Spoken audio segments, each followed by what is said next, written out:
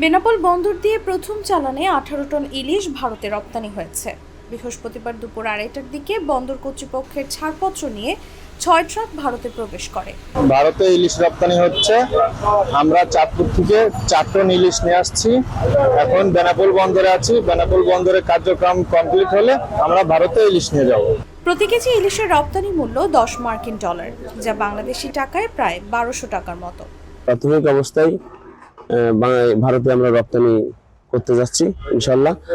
আর একটা বিষয় সেটা হচ্ছে 50 টন করে আমরা পেয়েছি। বেনাপোল মৎস্য অফিসের ফিশারিজ কোয়ারেন্টাইন কর্মকর্তা মাহবুবুর রহমান জানান, বাণিজ্য মন্ত্রণালয়ের অনুমতিপত্র নিয়ে ভোরে ইলিশের চালান বন্দরে আসে। পরে মান যাচাই করে ভারতে রপ্তানির অনুমতি দেওয়া হয়।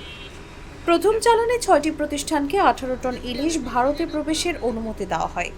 আসন্ন দুর্গাপূজা উপলক্ষে ভারতের ব্যবসায়ীদের আবেদনের প্রেক্ষিতে বাণিজ্য মন্ত্রণালয় 49টি প্রতিষ্ঠানকে 2420 মেট্রিক টন ইলিশ মাছ ভারতে রপ্তানির অনুমতি প্রদান করে। সেই প্রেক্ষিতে আজকে বেনাপোল স্থলবন্দরের মাধ্যমে 4টি প্রতিষ্ঠানের মাধ্যমে 12 মেট্রিক টন ইলিশ মাছ ভারতে রপ্তানির জন্য আমরা অনুমতিপত্র প্রদান করেছি। এখানে প্রতি কেজি ইলিশ মাছ $10 করে রপ্তানি হচ্ছে এবং এটি আগামী 12ই নভেম্বর পর্যন্ত চালু থাকবে। বেনাপোল কাস্টমসের ডেপুটি কমিশনার অথেলো চৌধুরী জানান, এ পর্যন্ত 6 প্রতিষ্ঠান 18 টন ইলিশ ছাড়াতে কাগজপত্র বেনাপোল কাস্টমস হাউসে জমা দিয়েছেন। মাছের চালানের কাগজপত্র সঠিক পাওয়ায় আমাদের পক্ষে ছাড়পত্র দেওয়া হয়েছে। এর আগে 25 সেপ্টেম্বর 49 জন রপ্তানিকারককে 2420 টন ইলিশ রপ্তানি ছাড়পত্র দেন অন্তর্বর্তীকালীন সরকারের বাণিজ্য মন্ত্রণালয়। এর মধ্যে 48 জনকে 50 টন করে এবং একজনকে 20 টন মাছ রপ্তানির অনুমতি দেওয়া হয়। এই অনুমতির মেয়াদ 12 অক্টোবর পর্যন্ত রয়েছে।